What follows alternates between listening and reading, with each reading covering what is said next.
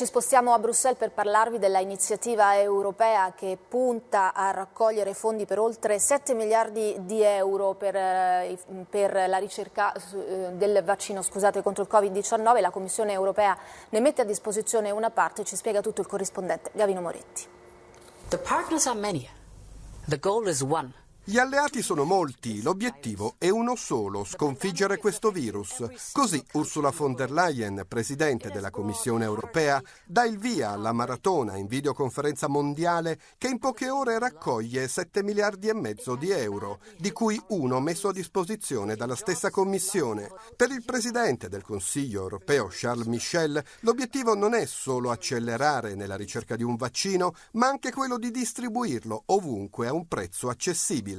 Alla maratona partecipano le Nazioni Unite con il segretario Guterres e l'Arabia Saudita che ha la presidenza del G20. Anche i paesi più colpiti dall'epidemia contribuiscono alla conferenza mondiale. La Spagna con Sánchez fa sapere che da Madrid arriveranno 120 milioni di euro e anche l'Italia farà la sua parte, assicura il premier Conte, perché questo virus si sconfigge soltanto con la cooperazione di tutti, annunciando poi che da Roma arriveranno 140 milioni di euro.